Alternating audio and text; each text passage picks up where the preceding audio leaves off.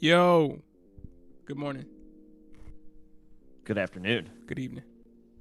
Yeah, wherever you are in the world. What's Just happening, putting the yo? finishing touches on my DFS lineup for this week. I just made a bunch of pivots. I don't know why. We'll see if they pay tell off. us who they are. So, I wanted to stack wide receiver pretty strong. I originally was thinking I was going to go like Rams, a lot of Rams Cardinals. The over-under in that game is 49.5. Sunny LA, no weather concerns. But I decided to pivot for some cheaper options so I could get a better receiver in the lineup. So I have Derek Carr, which I don't know if I'm going to stick with at quarterback. We'll see if I stay on him. Chase Edmonds, Derek Gore at running back, Cooper Kupp, Stephon Diggs, Deontay Johnson at wide receiver, Darren Waller at tight end. So that would be a Carr, Waller, Zay Jones stack. I don't know how I feel about that in cold weather on the road. Might pivot off of that. And Zay Jones in the flex. And the Chiefs defense. Right. We'll see. We will see. Look at you starting Zay Jones in DFS after 2 weeks after I talked about him, and you said, "What, Zay Jones?" No, he's got like 8 targets past 3 games. I got to give him his flowers. So we'll see if I actually stick with it. But fight for Jesus. That is what we are. That's what we are down to in the NFL playoffs. But happy football, everybody. Happy NFL playoffs, everybody. Yep. Is anybody playing any DFS? I am not. Let us know. I am not. You're not. That's disappointing. I'm looking at some stuff on Underdog for player props as well. So yeah, any playoff contests or any challenges you might be interested in playing, let us know. But outside of that, it's Super Wildcard weekend. We got 2 games today. Raiders, as you can Bengals. see, I am very excited for the night game. There is a very particular night game happening tonight. Round 3 between AFC East rivals, the Bills and the Patriots. And basically, this is the ultimate showdown. How you feeling? What are the vibes going into this game? Because both teams won in each other's house this year. Well, first off, it's going to be really cold. 0 degrees. Oh, they're talking about less than that at this point now. I mean, it's 8:15 at night, Buffalo.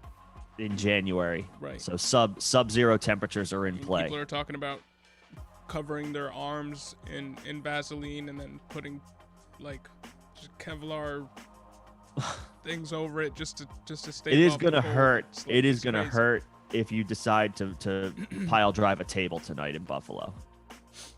Yeah. The one thing is, it doesn't look like Isaiah Wynn is going to be playing. So that's a plus to the Bills defense. That's a minus to the Patriots offense, particularly their run game, and their ability to protect Mac Jones. What's going on, Alex? Happy holidays. They'll for sure get Damian Harris involved, who had 2 of his better games of the season against Buffalo. Go figure. And hey, Alex, how's it going? Still thinking dynasty. Yeah, we're thinking dynasty too. We just made a trade yesterday. Trust me, that's why I'm not playing any DFS right now. It's because my mind is fully on dynasty. You're just on dynasty. That's fair. 6 people in a couple of different leagues over the last 2 days trying to get some some movement going. And just made a trade with Nick. But you want to know who the top 2 players are at each position for 2022? Overall, not just rookies, everybody. Or just dynasty buys or dynasty guys that we're looking at. Is that what you mean? Yeah, or just like for the single season. I mean, Jonathan Taylor has to start pretty much every conversation. Redraft, keeper, dynasty. Yeah. He's where you start. The Colts are interesting right now though, because if you heard during the week, the general manager he was not very didn't committed. give a huge he didn't commit to Carson Wentz. No, did not give him a huge vote of confidence at all. Did not give him any vote of confidence. So this feels like a very fluid situation. I think the dead cap on him is anywhere from 10 to 15, but they can also save anywhere from 10 to 15 by cutting him as well. So they might just cut him, take the 10 mil in cap space that they get, eat the dead cap hit for a year, and just cut bait and move on. They might not even wait until next year to get him off the books. So, which puts the Colts quarterback play very much in flux. But the offensive line is still very good. Better. It can only get better. It's not going to get that much worse. Let's put it at worst. It's not going to get much worse. From a roster perspective, they're one of the most complete teams in the NFL. All they're missing is the quarterback. Yeah, they need some secondary help as well. But yes, you're at the end of the day, their offensive line is fantastic. Their front seven is very strong. They could use a wide receiver. They could use one more wide receiver. They could use secondary help, a wide receiver, but obviously both of those are secondary to needing a quarterback. That being said, the pieces are in play for Jonathan Taylor to remain an elite high-end RB1 option next year. So the conversation has to start with him. If by default you want to then say, well, does that also include Cooper Kupp at wide receiver? I think he's top 3. I don't know if he's top 2. Well, it's just you're talking about position. You're not if you're. Yeah, top 2 at each position. I don't know. Right. I'm going directly to Cooper Kupp because just like the best finish at the position. That's where my mind went instead of like another running back. Jonathan Taylor's is in the top 2 conversation no matter what for running back. After that, it's fluid. Derrick Henry, we'll see. Austin Eckler, he's in that conversation. Maybe Joe. I don't know how you can't say Derrick Henry at this point, and you have to put him in that spot until we gotta see it first. He proves us wrong and actually goes down with an injury again or something like that, or starts falling off a cliff. Top 5, I agree. I'm not sure if I'm ready to go top 2 yet. Who are you putting over him? Like I just said, like Eckler and again, this is dynasty. Eckler. He was Mixon. 8 points ahead of the next best fantasy running back through I know what he was. Will he be that again? It was a Jones fracture. It wasn't he's coming back in the playaffs. They're going to be playing him possibly. Within the next few weeks, giving him heavy snaps. I see no reason to think that he shouldn't be. He's tentatively a top 2 back until further notice. He's top 5 for sure. He's tentatively top 2. I'm not I don't think it's top 2. I don't think it's like clear cut because of the injury. Okay. I don't think it's clear cut. If you want to say it's tentative until after the playoffs, so you can see. Right. What that's my point. I'm not totally off of it. If he comes back game 1 and goes for over 100 yards and two touchdowns, then yeah, I'll say okay, fine. He is officially number 2. But it's got to happen first. He missed 8 weeks, 10 weeks, whatever it was. I know who Derrick Henry is. I know what he has done. I'm not trying to poo-poo Derrick Henry, but Jones fractures are tricky. I know that he is. And then he has. Whatever. He has a year to recover from whatever comes of whatever he does over the next few games. But yeah, I said he should he's in conversation for number 1 because he was again 8 points ahead of Jonathan Taylor by fantasy points per game. And the team obviously needs him. They're rushing him back in the playoffs off of a Jones fracture. I think again, but he gets the benefit of the doubt until further notice. But okay, I'm ready to do it. I haven't done it yet, so I'll say Taylor and tentatively Derrick Henry. But then again, with Dynasty, I think he's 28 years old. You want to get away from him, so I mean. You're ranking the well, top you want to if you have him in Dynasty, you're hoping he pops and then try to I would sell high. He's going to be entering his age 29 season next year, or is it age 29 so I'm hoping he pops, but then I'm subsequently looking to move him for as far as who are my top 2 Dynasty players at the position. That's Jonathan Taylor, and then probably Najee Harris has to be in there. He finished RB4 in PPR. He has to be in there. Najee's in that conversation, the Dynasty conversation, without a doubt. For the top 2 player at running back. What about quarterback, man? Josh Allen, and I'll give a slight edge over. I'll say Justin Herbert slightly over Joe Burrow. I think those 3 are top 3. I think Patrick Mahomes has fallen quite a few spots, and that's not like so much an indictment on him as just like we have some excellent young quarterbacks in the NFL right now. I would go Allen 1 because of the rushing upside. He wasn't as consistent as he was like this year. He wasn't as consistent as he was last year, but he still was he was the QB1 in a lot of scoring formats and probably top 3 in all of them. Like depending on how your scoring works, he had to have been top 3 in all scoring at worst. And then I would say, Herbert looks like a fantastic option in Dynasty for years to come. Burrow does too. Kyler Murray does too. Patrick Mahomes obviously remains a high-end option at the position, but if I was to say fallen out of top 2. Which supporting cast I like the most, it's got to be Cincinnati. It's got to be Cincinnati's got the Joe deepest. Burrow.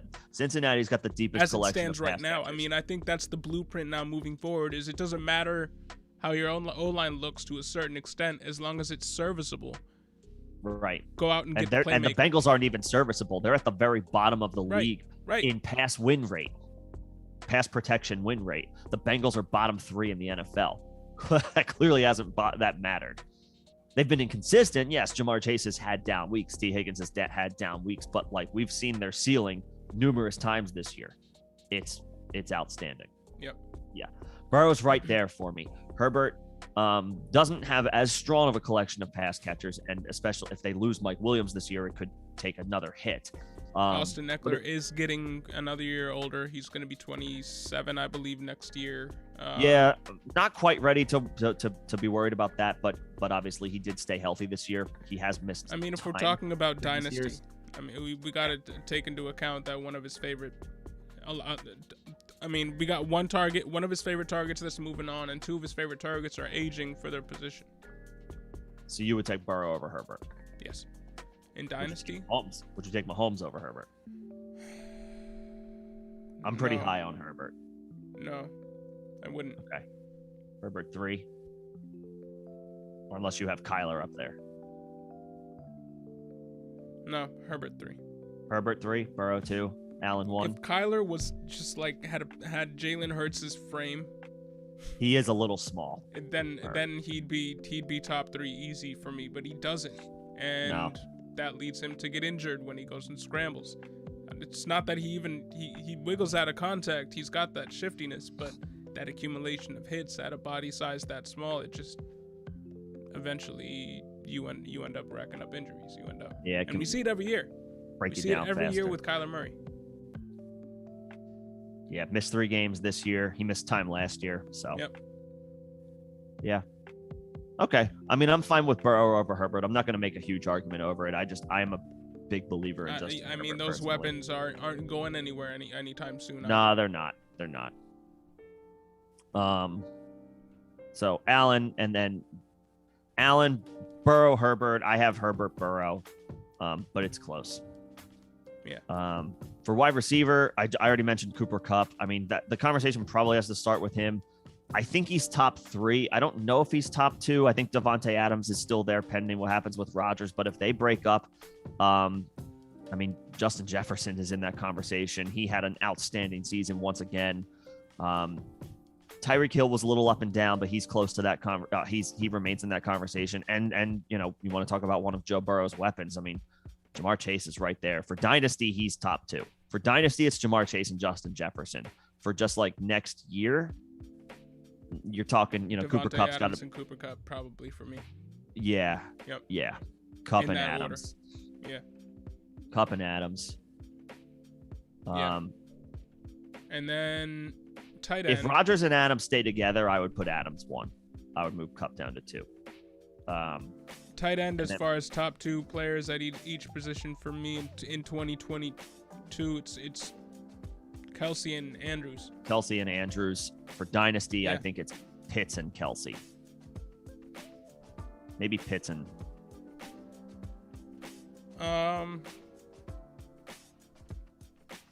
No. Pitts is top 2 for Dynasty. He quiet, like, I almost feel like it was kind of quiet this year, but he had a phenomenal rookie year. Like he hit expectations. It maybe didn't feel like it, but he did. Yeah, almost in spite of himself. What do you mean? Nothing. We don't gotta go there. What's going on, Dirtbag? Okay. We don't gotta go there. Okay. All right. I mean, yes, I guess I agree with you that just based off the fact that Kyle Pitts is still so young. Yeah, I mean, he's got to be in there. And I think he turned in Dynasty, the other tight end year, for me has to be Andrews. He's 26 years old. Yeah, he's not old. It's like Kittle. I mean, Kelsey, yes, he's the Dynasty tight end 1 still. But he's not Dynasty. He's the 2022 tight end 1 still. He's still the 2022 tight end 1. But Andrews is, I think, like 6 years younger than him. 5 years younger than him. I think he's 5 years younger. Yeah. Yeah. So there you go. That's fair. That's a fair argument. Andrews is definitely the Dynasty tight end 1 right now.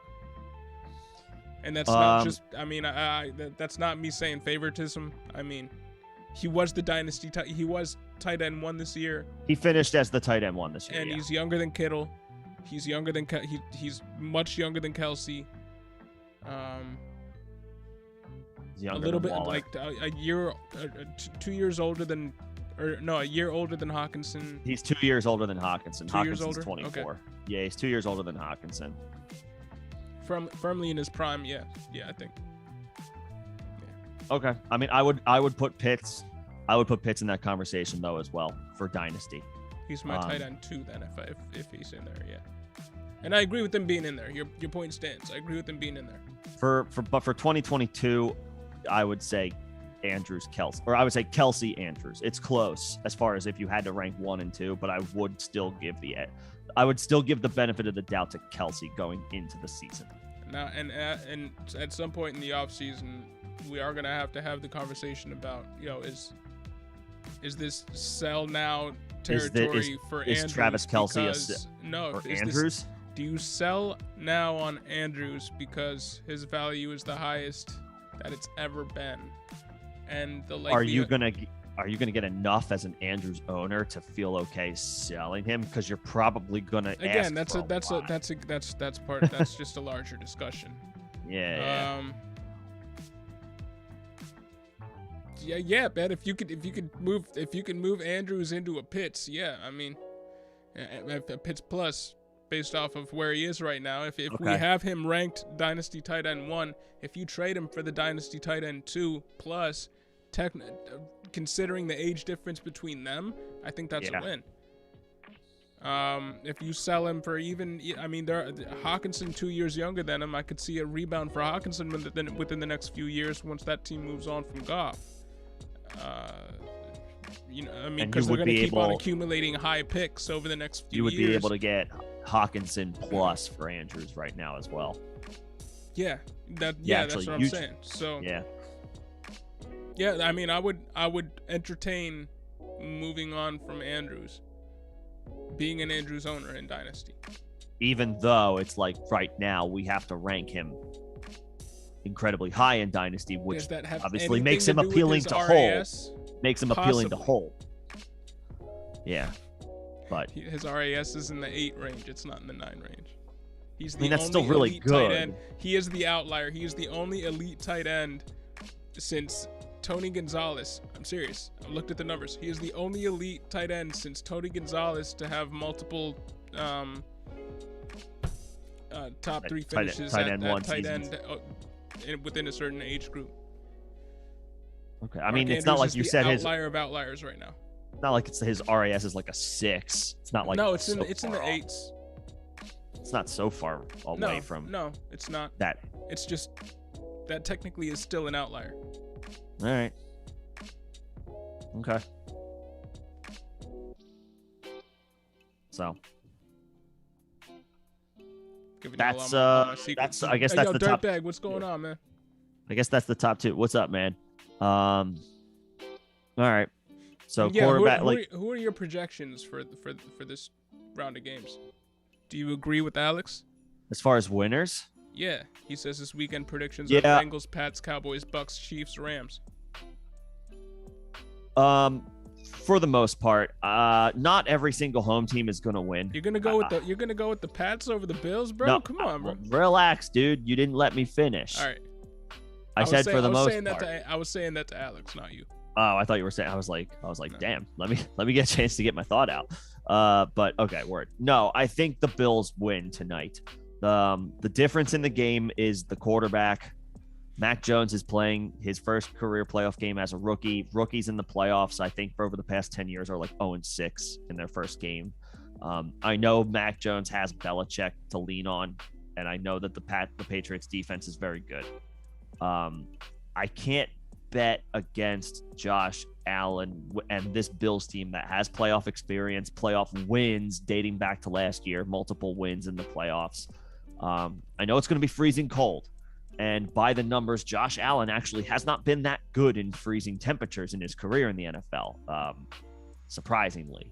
Now, one thing going in his favor is the fact that there is not expected to be a ton of wind.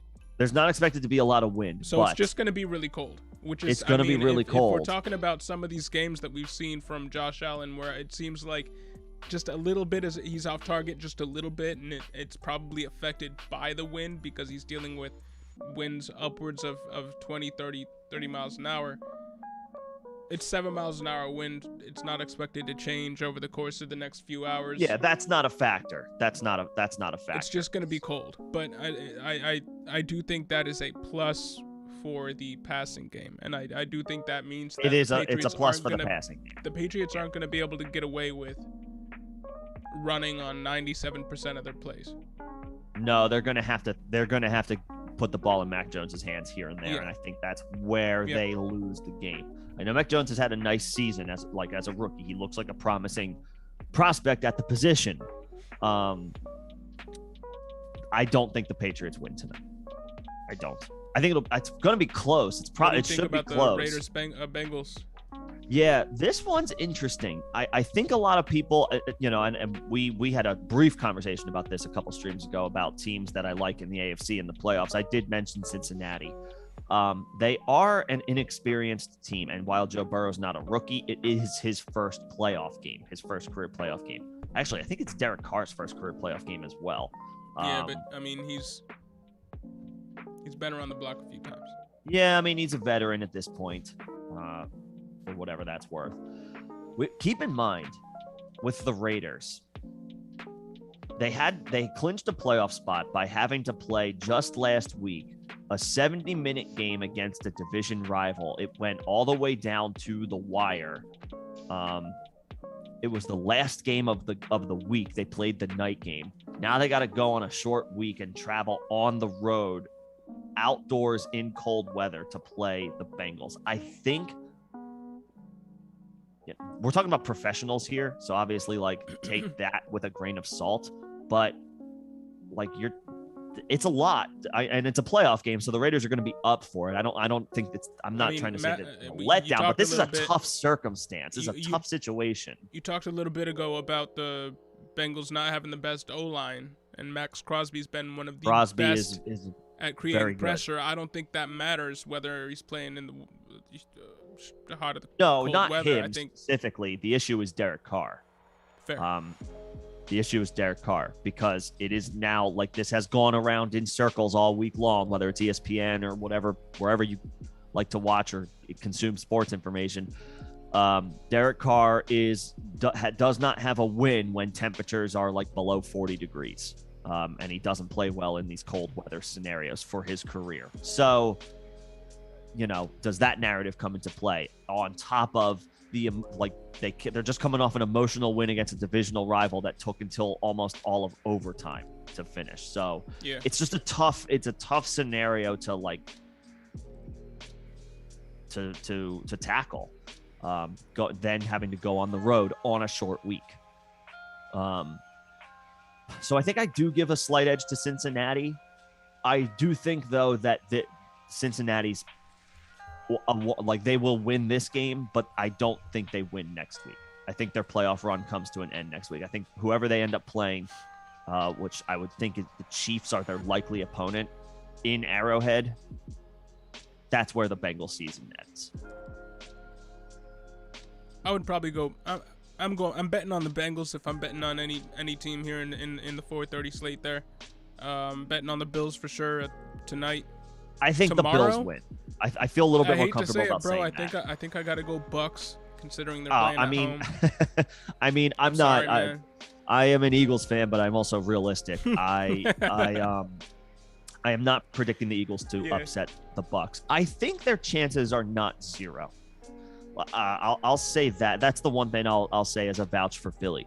The Bucks, and I've been worried about this for the past couple of weeks as far as like when the playoff seedings and matchups were yet to be determined. I was worried about the Bucks because I felt like they were the worst matchup for the Eagles because the Bucks have a good run defense. But for the second half of the season, by the numbers, they actually haven't been that dominant. They haven't been that good against the run. They've been more middle of the pack.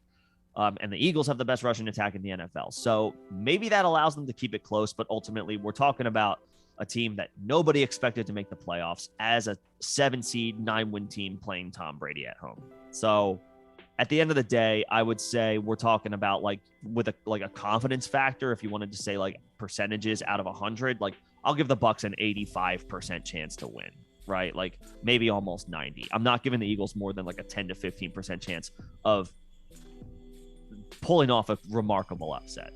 I do think the Bucks win this game. Cowboys 49ers. I think I think the 49ers are a trendy upset pick. Dallas has been playing. The Cowboys seem to always play just to the level of competition. I hate to run with that narrative again, but dude, it's true. They've been inconsistent this year. They're just, I don't know, man. They've been inconsistent this year. I'm with you. 49ers. 49ers. I think it's going to be close. But the 49ers feel like a dangerous team right now.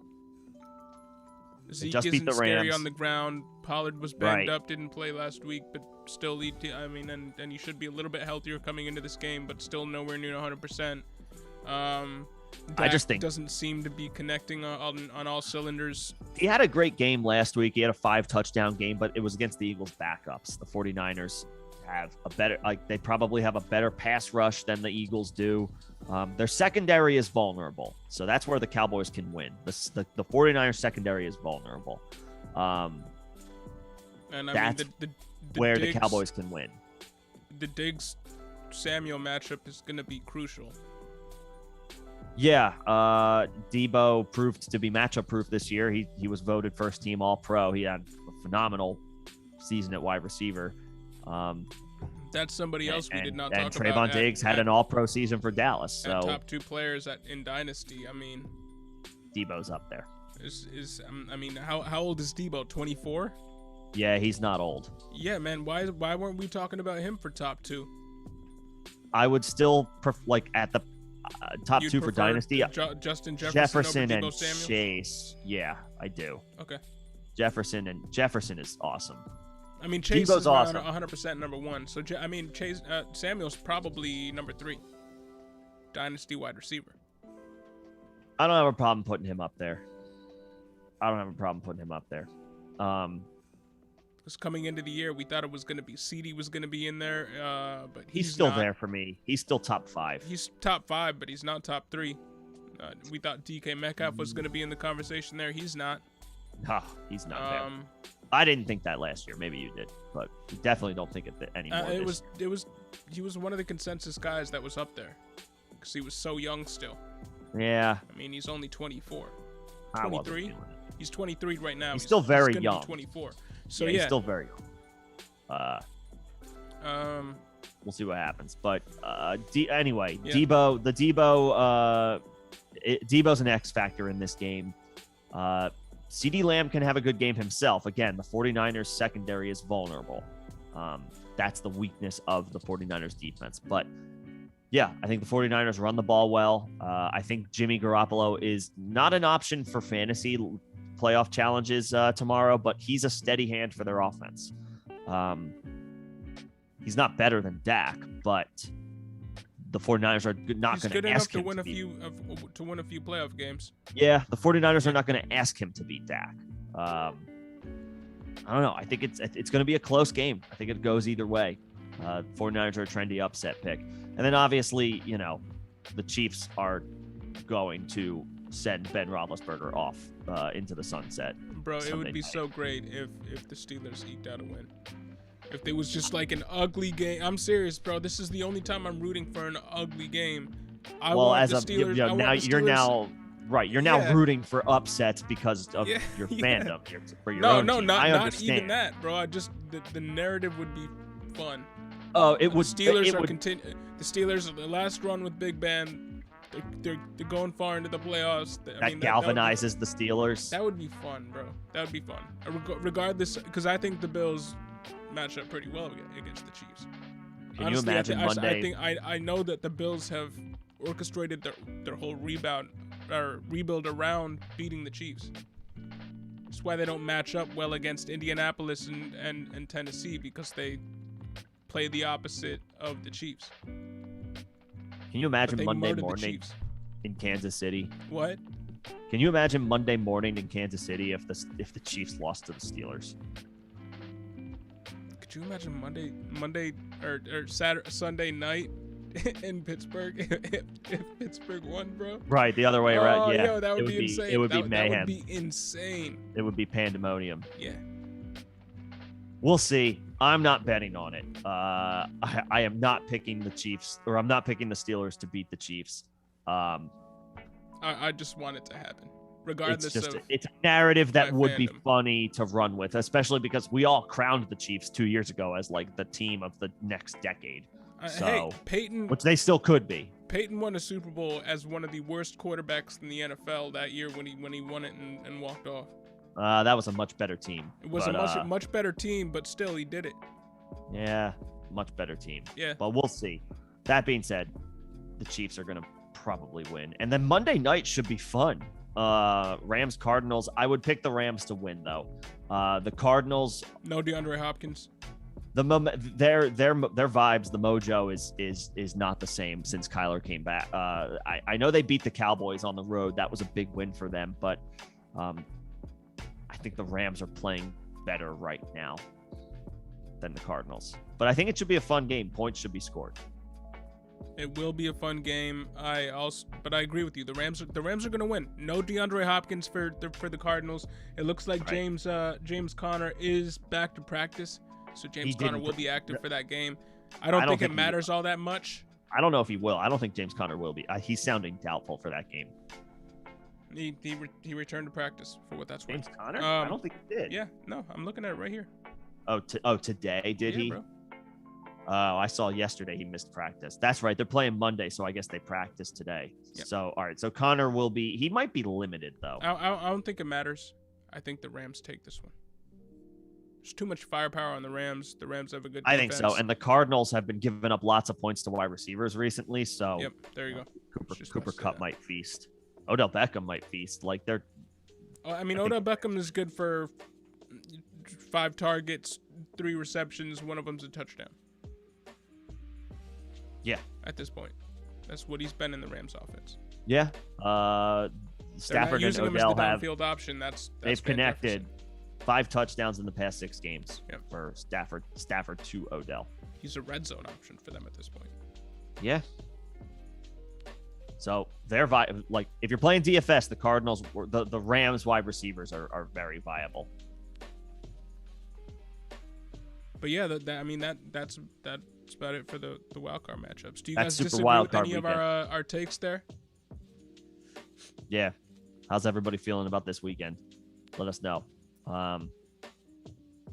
We'll see. It should be a fun wildcard weekend. It's the most games that we've ever had. First ever Monday night game. I don't know how I feel about it, but of course I say that now. Obviously, once the game kicks off, it's just like, okay, I'm watching football.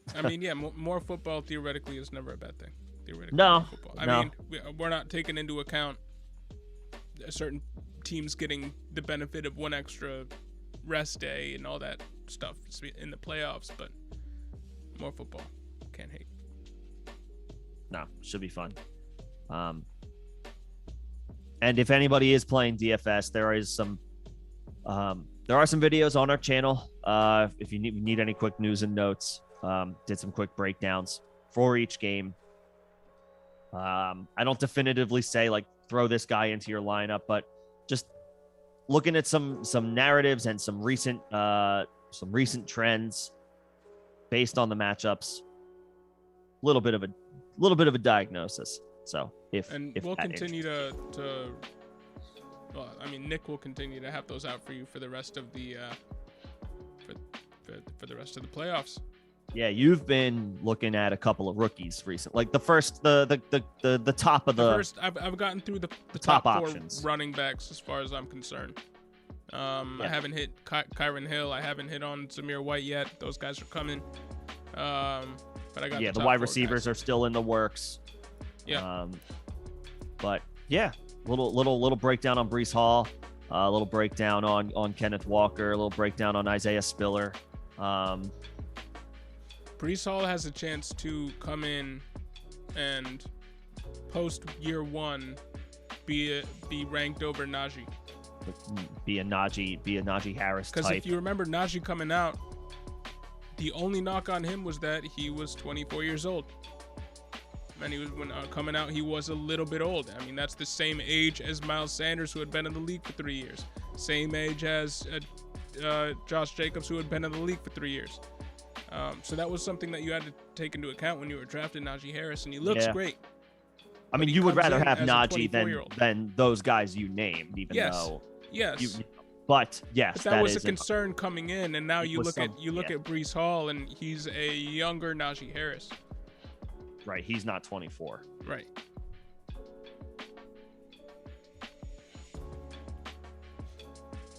So, Dirk Bag, who do you guys got in the Super Bowl? I mean, he'll have 3 years on him. I'm always hoping for a Bills-Eagles Super Bowl where the Bills beat the Eagles.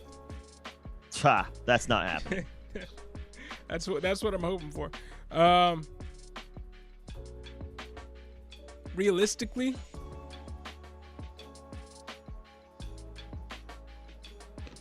the Packers have to be at the top of the conversation in the NFC. I would say the Bucks, but it feels like they're trending down, even though they have Tom Brady. They're down multiple weapons on offense. They've been susceptible on defense. Kind of seem unstoppable right now. Yeah, I feel like we say that every year about an Aaron Rodgers-led team, and then he lets us down. Yeah. But this year it feels like it's either them or I resisted the Rams for a while. I thought it would be the Bucks, but the Rams feel like they're the other team in the NFC that has a shot. But if the Rams have to go into Lambeau and play the Packers in January in the cold, I would take Green Bay. In the AFC, I know it's boring, but I'll go back to the Chiefs. Stafford's used to playing in the cold. Yeah. Stafford's used to playing at Lambeau. That's not going to phase Stafford. What about the rest of the team? Well, yeah, maybe, but I don't know. I mean, it's tough. I would still take. The Rams are the top to bottom, the better team. Yeah. And you look at the tandem from wide receiver to quarterback. Both teams have a great one. So it's tough. I mean, but I guess, I would put Packers up there, and then in the AFC, I would probably say the Chiefs. I know it's boring. I know it's chalk. Steelers. Ew. Yeah, probably. Steelers. Do it. Not gonna happen. The Titans. The Titans are the 1 seed and will have home field advantage, and would host the Chiefs in theory if that were the matchup. But I would still take Mahomes in that game over a Ryan Tannehill-led offense. Yeah. I would put the Bills over the Titans, to be honest. I think the Titans are good. I don't know if they are. I don't know if they're my pick to go to the Super Bowl. I would probably say Chiefs and then Bills. I don't want to see the Chiefs in there. And I honestly, I'm going to say it. I'm going to say it right now. Green Bay, Buffalo. Green Bay, Buffalo. Your boys are going? Yes. They're going to the game? All right. We'll see what happens. If there's going to be a year, it's going to be this year. Let's see what happens. Well, it starts tonight, right? I'm not wearing this jersey for no reason. Let's go. No, you're not. Yo, Will, what's up, going Will? on? Will you guys discuss any underdog draft strategy today? I mean, only if you discuss the value of Calvin Ridley in the you doing some mittens? You doing a mitten over there? Underdog has the mittens. They're the playoff contests. I did see those.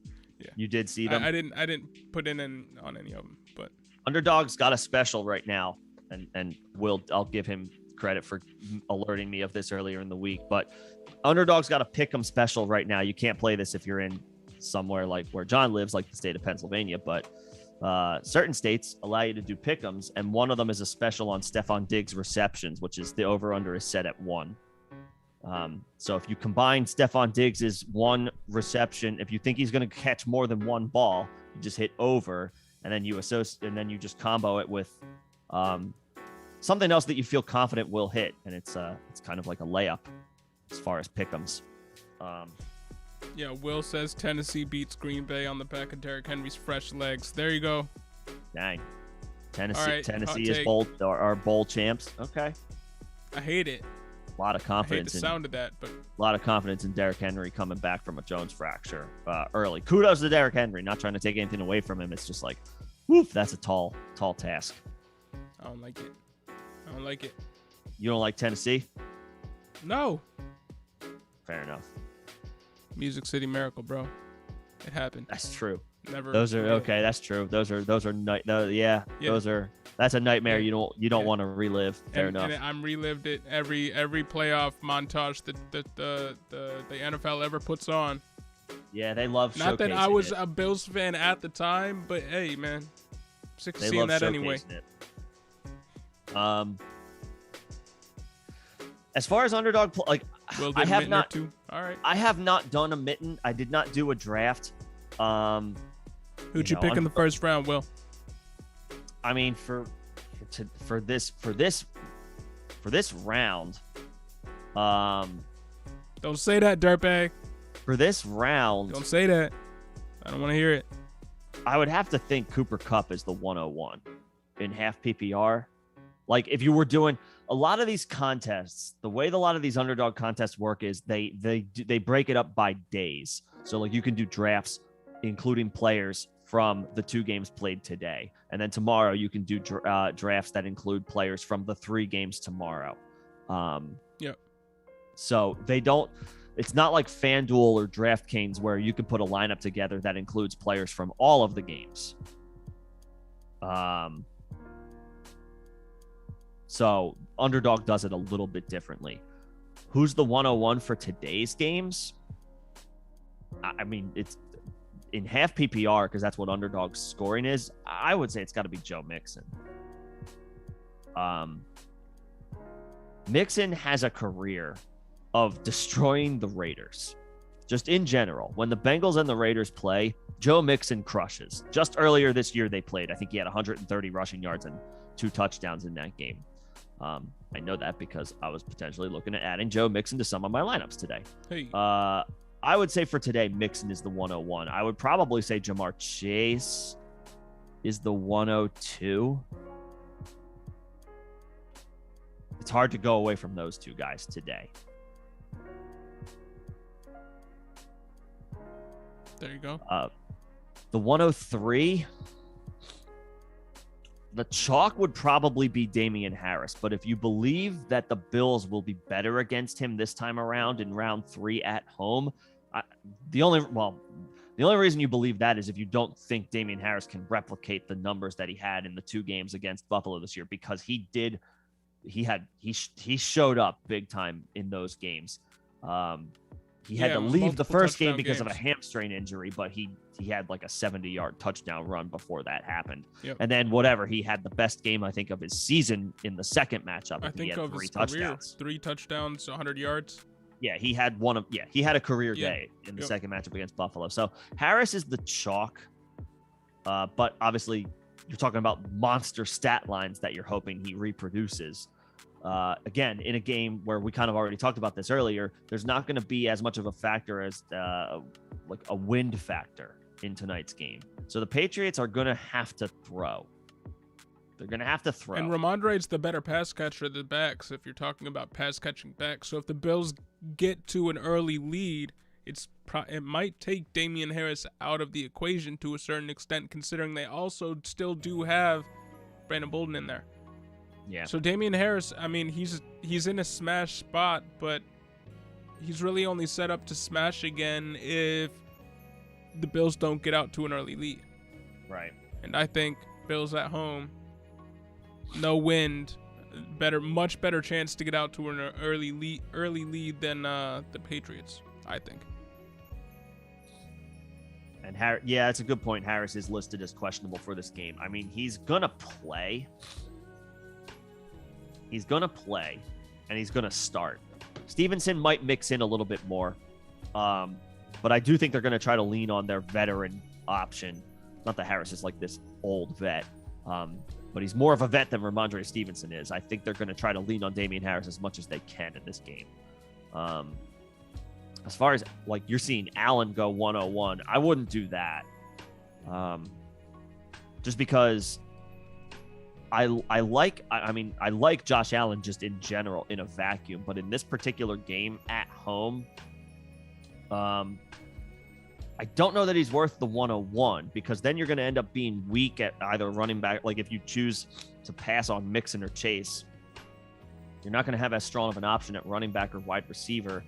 And I can get Joe Burrow a couple rounds later if I really want to get a guy at quarterback that, like, if I really want to be strong at quarterback, I could get a little bit more value later. I could even make an argument for Derek Carr if you think the Raiders are going to be whoever you think is going to be trailing in the Bengals-Raiders what you're game. getting from Allen is the rushing floor. Yeah, he's going to give you the rushing floor, because in a game like today, where it's bone cold, I mean, he's gonna be rushing. We've already seen him over the past few weeks. More than the past few weeks, he's taken Zach Moss's rushing role. Singletary's rushing role has grown as well, but I mean, Zach Moss's rushing role has gone all to Josh Allen, and I mean, he's been on a great stretch over the past. Yeah, he's games. Still running plenty. Right. Yeah. I mean, he's definitely safe. Yeah. But does he have like a ceiling game, a monster ceiling game against New England? He did a couple weeks ago. Prime time, no wind. He did a couple weeks ago. Does he do it again? I think I would still opt for Mixon as my 101, just because he's been so rock solid for his career against the Raiders. I would go Mixon 101, but I mean, I think Allen going 102. 102, 103, depending on your preference, your positional preference. I mean, it's either Jamar Chase or it's Allen. I think I would roll the dice on Chase's upside. Allen, I would say 103. That's fair. Over Damian Harris, over, say, Josh Jacobs. Yeah. I'm fine with that. I would go Allen 103, but I would take Mixon and Chase 1-2. And Will, who do we think Bill is going to try to take away today? Singletary, Diggs, or Knox? He's going to try to take Diggs away, but he's probably not going to try to take Diggs away. He's going to try to dare the team to go to Gabe Davis, who had 3 Cole receptions Beasley, on, I think, 13 targets last game. I mean, he had an insane target workload and didn't put much together. And he had some miscommunications with Josh Allen, so Bill Belichick is probably going to try to look to force the team to go that way again, and you gotta hope that Gabe Davis puts together, better performance. Yeah, a better performance. The team can't rely on Sanders.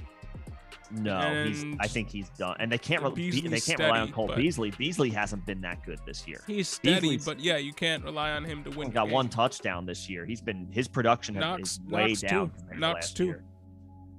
They've been relying on Singletary to win their games.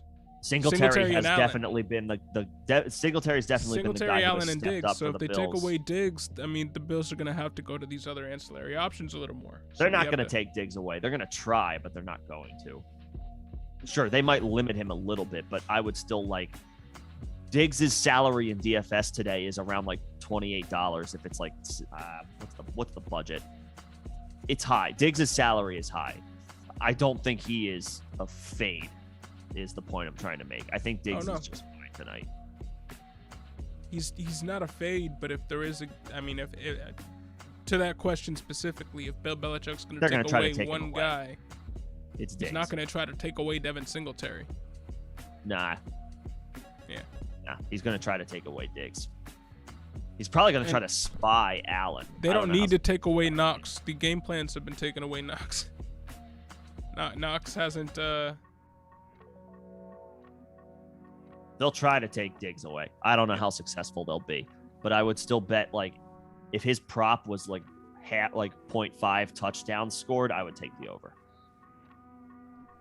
I think Diggs scores tonight. Let's put it that way. There you go. I like it. I can see it too. I mean, after Josh Allen today, I might lean Minnesota. I might lean Damian Harris slightly over Josh Jacobs. Jacobs is interesting today. He could be game scripted out, but I think the Raiders lean on him pretty good today, as much as they can.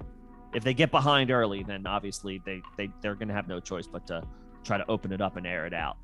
But I think Jacobs remains in the game plan until they're down like more than 2 scores. If the Raiders find themselves like down 17 points, Jacobs gets phased out fast. If it's within 2 touchdowns, Jacobs is more stays expensive involved. Than Singletary.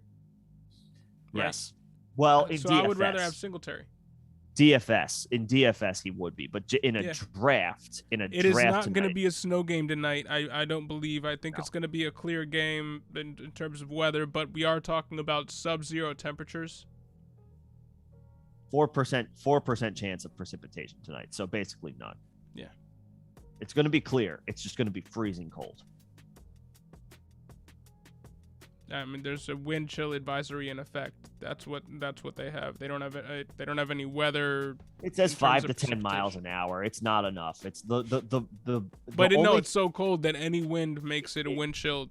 Right. It's just bitterly cold. Like catching the ball is not going to feel good tonight. Getting tackled is going to suck tonight. Like it's going to be just freezing cold. It's going to be freezing cold. So like that's a factor. That's an element. I'm not gonna. I've been to Buffalo in the winter. Yeah, I went back to Buffalo in the winter a few years ago, and I've been to Wisconsin in the winter. I've been north of Milwaukee in the winter before. It has nothing on the cold and just the feeling. I've just Buffalo winters, man, and that wasn't even that bad. That wasn't even that bad of a winter. They're talking about sub-zero temperatures, man. It's gonna be cold. I'm not built for that, but it's gonna be cold. No, not a fan. No. So that could affect the passing game a little bit, but not as much as like the wind would. No. So, But anyway, back to Jacobs versus Singletary. Would you draft Singletary over Josh Jacobs? DFS, I understand the strategy, like the line of thinking. In DFS, yeah, I would. Is your question in a draft, like in a 4-person draft, like with the teams involved today? I think I would draft Jacobs over Singletary, though. My point would be I would wait until Singletary. I would wait, get somebody else there, and then draft Singletary later. Like T. Higgins. Yeah. Or because I think Josh Jacobs has about the same game as Devin Singletary, and if Devin Singletary's cheaper or at a discount, then I would just rather wait and get that person. Would you take Diggs at the 1-0? Like if it's a 4, I think most of these underdog drafts are 4-person drafts. Would you go Diggs at the 103 over Allen? We didn't even consider him.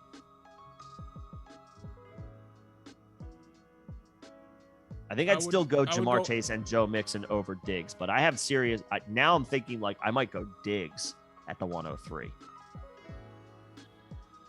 If we're still talking, like Will's talking about these underdog drafts, like right. I think I would go Stephon Diggs over Damian Harris. I would go Stephon Diggs over Josh Jacobs, and I might go Stephon Diggs over Josh Allen. I'm probably not going to be able to build the stack, but I'll take Diggs.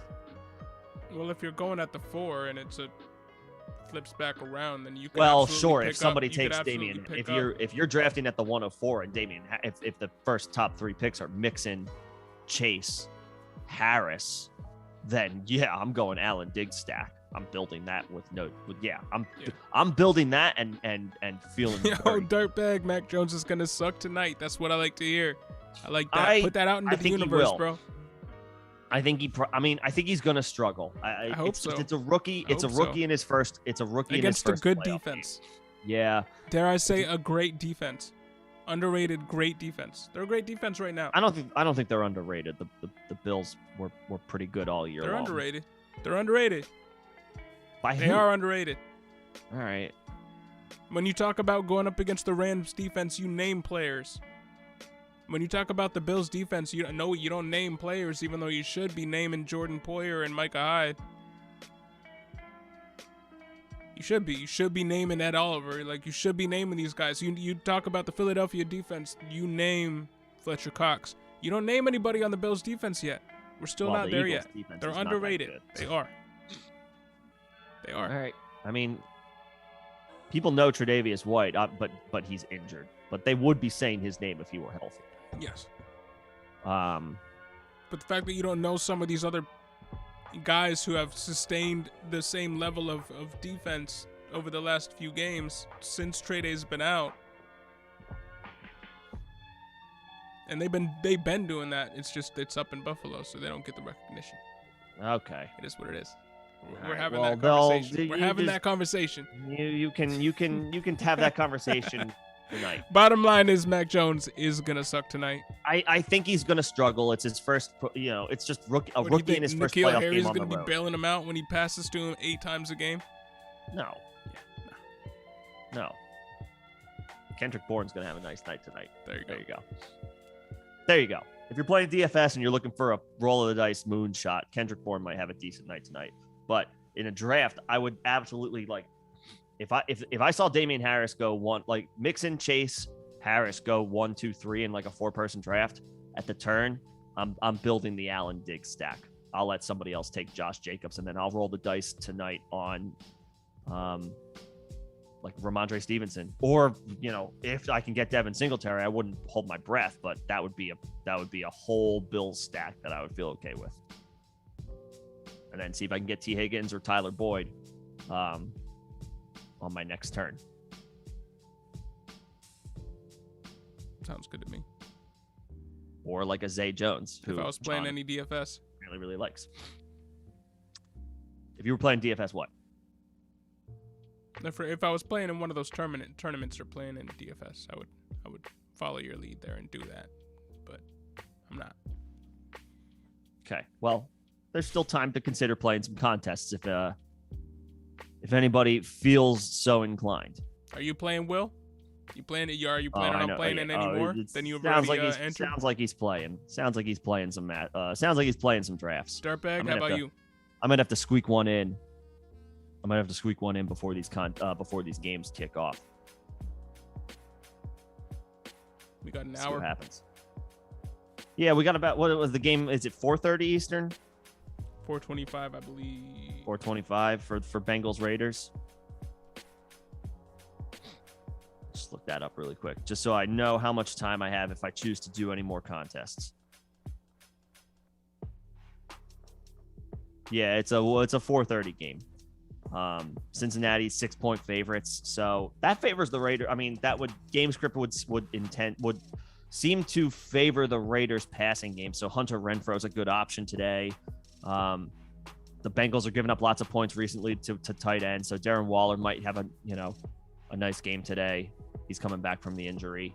Like played last week, but now he's got his feet wet, got his feet under him a little bit. Darren Waller might be all right today. And yeah, Zay Jones is a nice moonshot. Zay Jones is a nice swing for the fences. Good reasons. Good reasons. Hell yeah, man. Do it up. And then the Bills are 5-point favorites tonight. So I would say that's good game script for Devin Singletary. It's good game script for the Patriots pass catchers. I just, between Nelson Aguilar, Kendrick Bourne, and Jacoby Myers. And Hunter Henry. Hunter Henry hasn't done anything for the past few weeks. And the Bills are really good against tight ends. Yeah. I would not play Hunter Henry in DFS, nor would I draft Hunter Henry tonight. I would hope for Darren Waller. I would settle for for Dawson Knox, then CJ Uzoma, then Hunter Henry. Schultz. Or I guess that's not a today game. So that's tomorrow. Yeah. The way Underdog. Yeah, no. You explained it. Yeah. Yeah, the games for that day. So I would Waller, Knox, Uzoma, then Hunter Henry. The Bills are great against tight ends anyway, and Hunter Henry has not done that much for the past few weeks. Yes, one of those games included the Week 14 matchup where the Patriots threw the ball once, twice. So can't hold that against him. But there have been other games recently where he has absolutely dudded. Would not play Hunter Henry tonight. One of Myers, Aguilar, or Jacoby Myers is going to have a good game. Figuring out which one it will be. We don't want to play that game. No, that's a game I'd rather avoid. Unless you have the luxury of playing 3 drafts. You can enter in 3 lineups in one of these things. Sure, and you can draft one each at the bottom of. And then one of them's gonna go off. You got them in one lineup. Hopefully, you can maximize the rest of your benefits of one. Yeah. Right. Your picks. That's possible. But that's the only way I'm interested in adding a Patriots pass catcher, even though game script is in their favor tonight. Could Mac Jones get a little bit of garbage time? Maybe, but I don't feel good about it. Yeah. So. All right. So how many of y'all are playing Dynasty? Will, I know you playing Dynasty. Dirtbag, you playing Dynasty? Got any other? Yeah. What Dynasty? You said topics? And Alex, you still in here? We got some Dynasty people. Who's your favorite? I mean, you're giving up confidential information, but who are some of your favorite buys right now?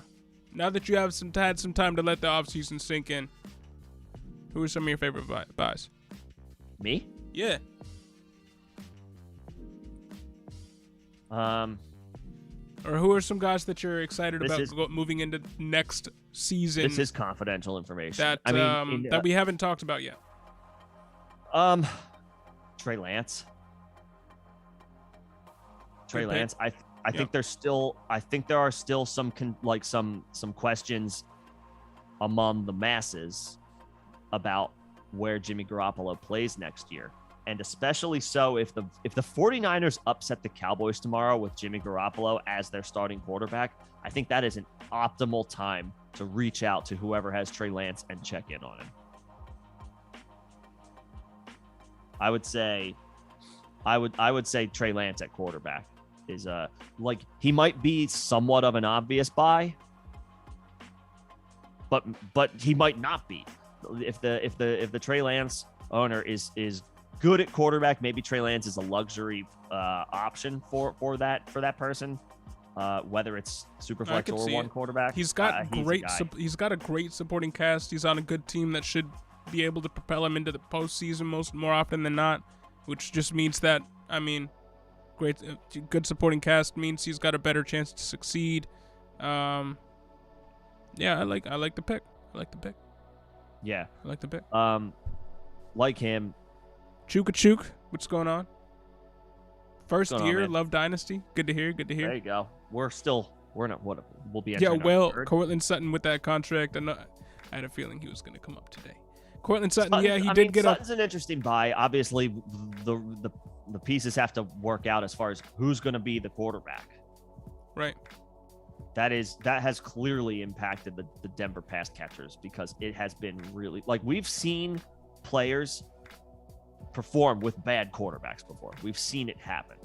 It has not happened in Denver. So it has happened 2 years ago. 2 years ago, but it hasn't happened over the past 2 seasons. So yeah. So I'm not crazy about. I mean, I'm intrigued by Courtland Sutton, but I think there's a lot that relies on the quarterback there, more so than where we've seen other scenarios where it has worked out with bad quarterback play. My issue with the Courtland Sutton situation right now is the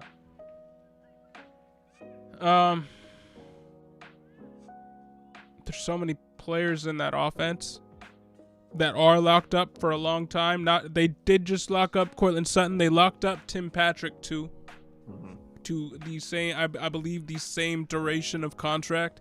And Jerry Jeudy is there at least for the next 2 seasons. Right. So probably the next 3. They'll pick up his option when the time comes. Yeah, I'm just saying. Courtland Sutton's not as cut and dry as he has a good contract. He just needs a quarterback. That is probably the deepest team as far as offensive weapons, that one of them at least in the NFL. So Courtland Sutton isn't just going to get dumped a ton of work and it's like goes right to Courtland Sutton. There are other options in that offense that are going to be taking a lot of work away from Courtland Sutton too. So he doesn't just go from relative nothing right now to weekly wide receiver 2. I don't believe. Okay. I believe he can get back to wide receiver 3 territory. Chukachuk brought up a good name. Cedric Wilson taking over from Michael Gallup. I was looking at ETN, but yeah, Cedric Wilson is interesting. If Gallup moves on, it sounds like Amari Cooper is a cut candidate for the Cowboys this year. I would be curious to see how that unfolds. I feel like they would maybe try to bring him back in a restructured deal. But Wilson is interesting if the team doesn't sign Gallup. He's an interesting buy right now if you believe that Amari Cooper gets cut and the Cowboys don't bring him back. Yeah. So some things have to go a certain way, but he's interesting. ETN is a good buy low. Dobbins, I don't know if he's a guy buy low. ETN might be, but ETN, I don't know if he's a buy low right now either. I think ETN is. I mean, Dobbins, everybody knows he's going to be coming back. I feel like the time to buy Dobbins was when he was injured. And then was before the season ended. You think his price went up? I think his price went up. Everybody knows he's going to be back. Everybody knows how much the Ravens run, and everybody knows that Devonta Freeman is not a long-term option. They're going to go right back to J.K. Dobbins. I think J.K. Dobbins is already too expensive to be a dynasty buy. To that point, Will, I asked you about him just like a week ago, and you said, nah, he's off the table. There you go. Yeah. And ETN, I think as soon as James Robinson went down, ETN's price went up. Because the main competition for ETN going into next season is now injured, and going into the season, he's probably going to start out with his competition being Dario Gumbawale. To start the season, yeah. And then James Robinson is a free agent the year after that, because he was an undrafted free agent coming into the NFL, so that takes away 1 year of contract eligibility. He was on a 3-year contract. So at 25 years old, I think the buy right now is James Robinson. If you're in Dynasty, he's going to be 24 years old going into next season. He's going to be coming back injured, yes. Chances are he's not going to be given a full workload at any point throughout the season because ETN's going to be mixed in there. And then he becomes a free agent at the age of 2025 and 2023. I think that's the buy in Dynasty because he's going to get a chance to start elsewhere. You just got to wait. So ETN's price went up, Dobbins' price went up, therefore. Yes. Therefore pass. I think a guy that you want to be buying right now, also, if you're looking at the Ravens, Gus Edwards. He was getting above 5 yards per carry for 3 straight seasons, above 700 yards rushing 3 straight seasons. And the last season that we saw him, he scored close to 10 touchdowns. With running back being such a volatile position. The RB3 conversation, probably. Dobbins is closer to the RB. He's a value considering he's injured and everybody knows that J.K. Dobbins is coming back. So you should be able to get a guy Edwards like is Gus the one Edwards flying under the relatively radar. cheap. Right. Yeah. And he is an injury away from being, again, people were talking about him being a low-end to mid-tier RB1 after J.K. Dobbins went down. After Dobbins went down, yeah. It's fair. Not that I don't like these guys. I do like ETN. I like ETN. Dobbins. I just don't know how much of a buy they are because I don't know. You're probably going to have to give up too much right now to get them. Because this is when their value just got a bump. Yeah, price went up because we're now through the season. These guys are both expected back healthy. Yep. And in ETN's case, Robinson went down at the very end of the season, so it coincided with a price bump like twofold.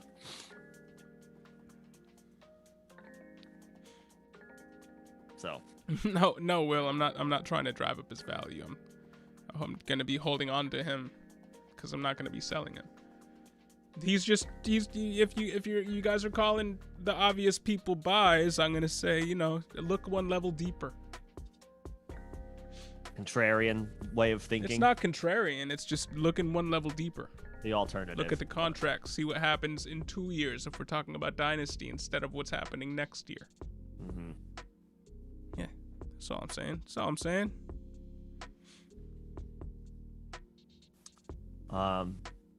Chuck also likes likes Davis Mills. Yeah, I mean he's interesting. Obviously for super flex, he's interesting. I don't know how long of a long-term option he is. But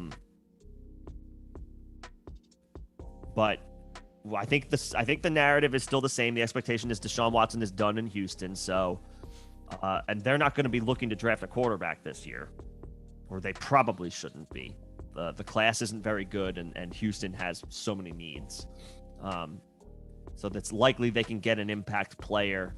It's likely they can get an impact player that can help their team for a long time and see if they can address quarterback in 2023 if they feel like they still need to. Mills is an interesting guy. I feel like he might be a sell high, though, because I'm not sure what his long-term outlook is in the NFL. Although I think you wait. I think you wait. I think you sell high. I think you wait until the draft. Because I do not think they're going to be going to draft a quarterback high. So do you sell to? Do you wait and then sell? I think he gets some weapons around him, theoretically, because the draft hype builds post draft, and people start thinking too hard about certain situations and how they're going to impact this, that, and the other thing, and then you sell Mills. Yeah, I think you sell Mills before the season. The Houston might find a way to trade Deshaun Watson during the draft. I think that's more. I mean, I don't know. That is who knows. Who knows about that whole situation? I'm just saying, I wouldn't be selling Mills now. I'm be selling Mills after the draft. But I would look to sell him. Yes. because I don't think his price goes any higher, and I don't know that he's a long-term option in the league. Saw a stat earlier in the week that he was really good in the red zone this year. Davis Mills was. He was really good in the red zone. That is a prime area for regression. Yeah. Even if they upgrade their weapons in Houston. So yeah, I agree. And I don't hate that idea. In Superflex, if you have Davis Mills, I would roll the dice that Houston gets through the draft. Maybe they spend like a 5th or 6th round pick, or even a 4th or 5th round pick on a quarterback as a developmental option. But if Davis Mills is very clearly still the starter in Houston, I think after the draft, he's a prime sell high candidate to a team who could use a quarterback. And I don't think they spend any much, if any, draft capital on a quarterback in Houston. At least until they figure out their own quarterback situation. Yeah. Because they have a guy in Deshaun Watson they don't know how to what to do with, and I mean nobody knows how to handle him in fantasy. No one knows what's going to happen. The team itself doesn't know how to handle the situation. Then you got Davis Mills, who could be starting. He's decent enough to start. He's started all year. You're not going to go in and bring in another quarterback into that situation. The better bet is just to start trying to build around what you have. I don't think they go out and get another quarterback high at all, or if any at all. I think they go all other pieces. I think they try next year, or I think they go back and look at it next so in I 2023. You trade Davis Mills after the draft because they will have picked up some weapons, and then you can sell off the hype based off of that. Yep, I agree. Yep.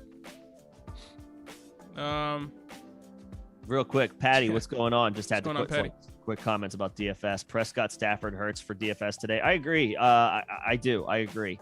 Dak is interesting because, well, if you believe the narrative that the 49ers are a trendy upset pick, and maybe San Francisco scores first, right? Let's say San Francisco gets on the board first. It's 7-0, it's 14-7, something like that. Dak's gonna be throwing all game. Dak's gonna throw all game. The 49ers are pretty strong at stopping the run. They are vulnerable in the secondary. With Amari Cooper, with CeeDee Lamb, with Cedric Wilson, I think Dak is good in DFS today. I agree on Stafford tomorrow night. The Cardinals have been leaky on defense of late. They might get JJ Watt back. I don't know what his status is as far as being activated off IR. But you're going to be talking about a JJ Watt who's missed like 10, 12 weeks. And the Rams are playing well on offense right now. I like Stafford, and Hurts is an ultimate wild card. It's a brutal matchup. It's his first playoff game. There are odds stacked against him a little bit here, but obviously the rushing floor is huge. If the Eagles are playing our Eagles are trailing, which we expect, more is going to be put on Jalen Hurts' plate. So I do like that play for DFS. I like all those quarterbacks for DFS. I do. I said as such in my news and notes breakdowns for each of these games. I like Dak for DFS. I like Stafford for DFS. I think Stafford is the dark horse to put up the most passing production this weekend. I think Stafford would be my dark horse, or my pick as far as leading all quarterbacks in passing production. And Hurts has the rushing floor in a game where the Eagles are probably going to be trailing and possibly by multiple scores. So it's going to be a lot on his plate. So yeah, I like all three. I like all three for DFS this week. There you have it. Chuka. As far as that would be amazing for fantasy, because Watson, at least fantasy wise and at least NFL wise, when he's on the field, has been a top 5 option perennially. He's still young. Watson goes to Denver, he elevates that offense, and the weapons elevate. Will would love that for his Cortland Sutton shares. I would love it for Superflex. So yeah, I mean, I could see it. Connections to Flores, I could see it. That has been what has been tied to Deshaun Watson in recent days and weeks. The reports that he wants to play for Brian Flores, and Flores is available now. So whoever hires him, if he gets hired, whether it's as a head coach or a defensive coordinator job, if he gets hired, that place is automatically going to potentially be tied to Deshaun Watson. But there is so much still, I think, to get through as far as Deshaun Watson's playing future. But we'll see. And Will, I gotta comment on Will's comment here. Yo, I agree with you that I think he's possibly a top 5 dynasty running back this time next year.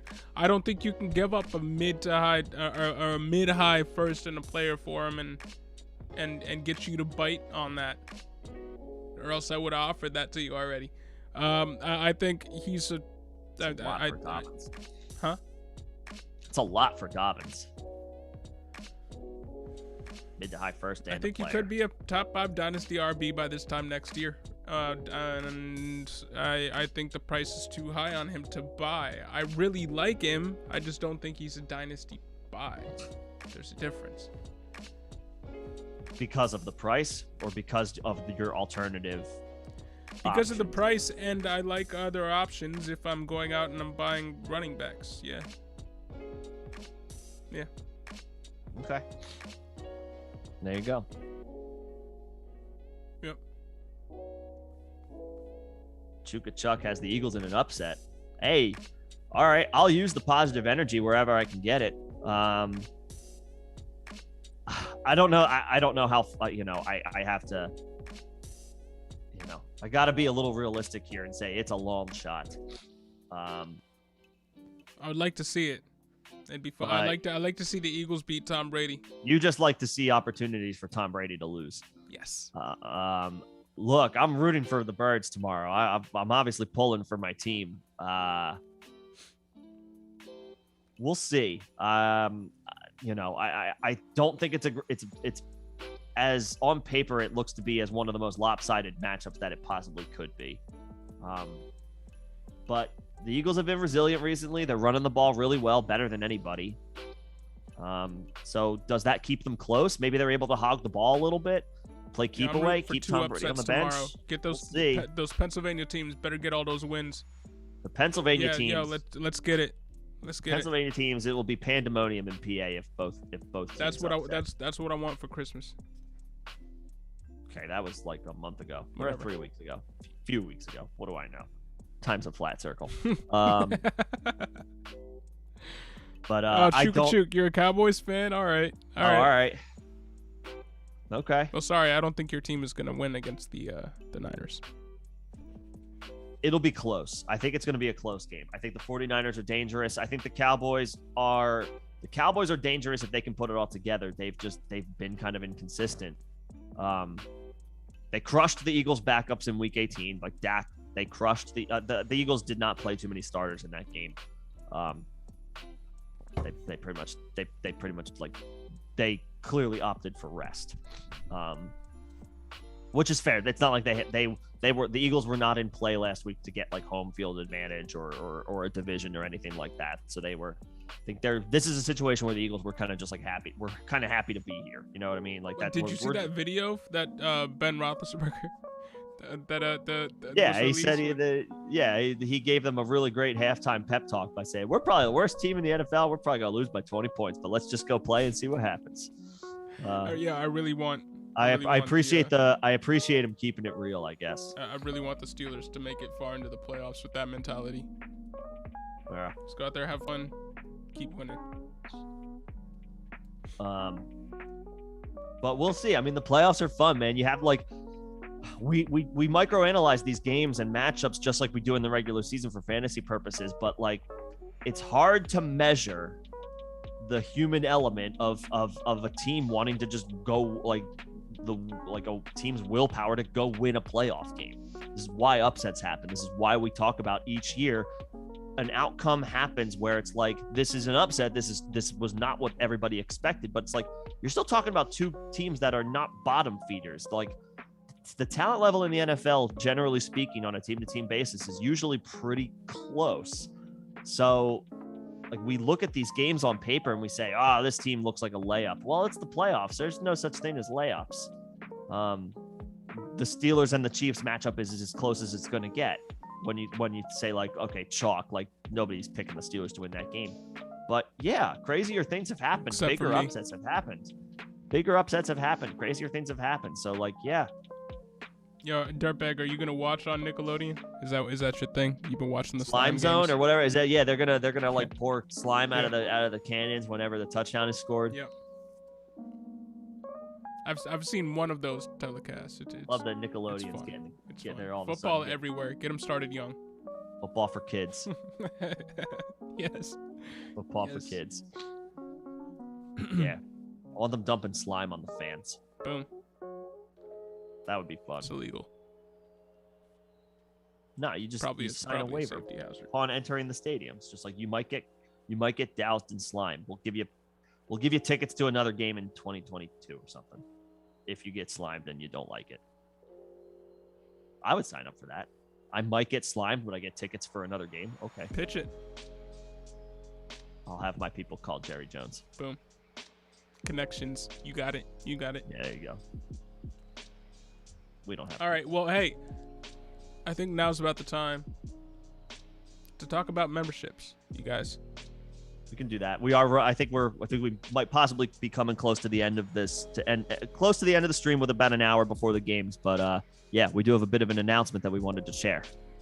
We are rolling out memberships that involve members-only videos, members-only live streams.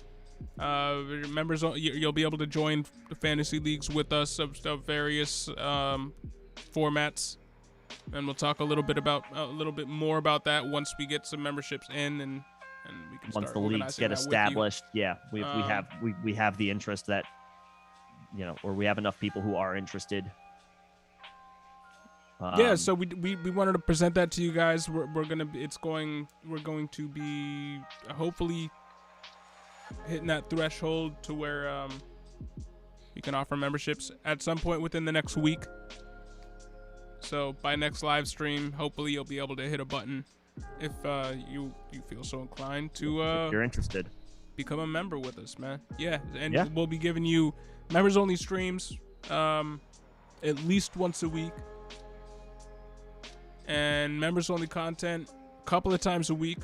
You still have to discuss the regularity at which we're going to be giving you guys members only content and what that pertains to.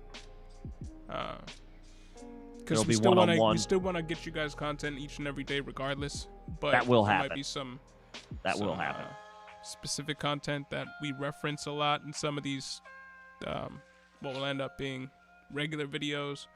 Mm-hmm. One-on-one opportunities to meet with us if you play Dynasty and you want that too. If you want your team evaluated, if you want your team looked at, like, hey, here's my scenario, here's my situation. One-on-one video calls. We'll not sure what. Yeah, I'm not sure what to do with my team. Like, what do you like? Just a couple extra sets of eyes to take a look at a roster. Maybe take a look at the rest of your league. See if we can offer any advice or suggestions on a move or two. Stack up. Where you're deficient, where you have strengths, and what you can. Some roadmaps you could follow to either we advise you should be rebuilding if you're in a dynasty, or we advise that you should be making a few trades, or we advise that maybe, hey, stand pat, you got a great squad. You're a contender, go get this dude on this guy's team. Yeah, and we've done that throughout the year in the chat, but now we're gonna offer it one-on-one, in depth, and there'll be some take home. You get our undivided attention if you feel like that's something you might be interested in. So yeah, man, we're gonna be rolling that out pretty soon. We're excited for it. It's something that we've been working towards for a while. And with you guys, the listeners, the viewers, over the course of the season, we have absolutely taken requests and suggestions into account. We are setting up a Discord channel. Members will have an opportunity to access a private chat room in the Discord channel, so you can kind of, you can ping us or add us or whatever you refer, like, to get send us a notification if you have a question or a comment or something you just want to talk about. Those would be comments or questions that we, of course, prioritize. But yeah, so the Discord channel will be getting set up again this week, if that's something you're interested in, and that's just an opportunity for a day-to-day, like, just general chat, daily daily topics that can be brought up. They can talk with us. You can talk amongst other members or other subscribers in general. That will be open to all, but there will be an exclusive room for members in the chat or in the channel for a little bit closer access to us as far as having conversations. Yeah. So exciting time, John. Good time to appreciate bringing that up. If that sounds like something you're interested in, we've talked about little aspects of it here and there throughout this past whole season as we've been building towards it, and it's exciting to finally be possibly rolling that out pretty soon. Not possibly, just actually we're rolling that out. Yeah, it'll happen in the coming days. Yep. We're going to be adding stuff to it. Nothing set in stone. We're happy to talk amongst you guys about what else, what else do you want to see from us? Mm-hmm. Like, what more can we do for you guys? That is the plan. I don't know if I just stole your thunder, but no. I mean, we've had higher level talks about getting analytics tools involved and having that be offered to people who are members of a certain level, and that's something that we have planned within the next year to get involved in. Some sort of league analyzer, trade analyzer tool backed by all those analytics that we love. So we're going to be backed by science. We're going to be working towards a lot of that stuff, and the all y'all becoming a member helps us achieve that too. Yeah, any support to the channel is appreciated. So, we obviously want to do this for y'all. We want to bring more to y'all. We want to expand this whole operation, and this is one step closer towards doing so. One other step closer towards doing so would be everybody who's listening right now to hit that like button, y'all. Come on now, do that for us. That would help a little bit. That would help. We won't beg. I don't know. I will. Hey, you'll beg. Help us out. Okay. I'm not there yet. We are at the end of the chat, and we have been going for about an hour and a half. Yep. So I think now, of course, if there's any questions about members or memberships, we're happy to take them. If any questions come up after the stream ends, obviously feel free to drop a comment. Let us know. Happy to answer any questions you may have. And of course, as always, happy to talk shop today for the playoff games. Happy to talk Dynasty. Again, leave any comments, any questions that come to mind, any comments that come to mind on our videos. We'll be sure to address them if and when they come up. Yes, sir. That about covers it. Thank you, everybody, for tuning in with us today. We're excited for these games. Yeah, looking forward to. I love playoff football. It's a different animal, and with these 2 extra games, Wildcard weekends, it's a lot of fun. So looking forward to it. Good luck if you're playing any contests. I encourage it. It's adds a little extra, little skin in the game. Makes it fun. Makes it exciking. It's kind of the whole mindset behind playing fantasy in the first place. Just for anybody who maybe this is your first time watching this live stream, with the fantasy content every day. Or pretty damn close to it.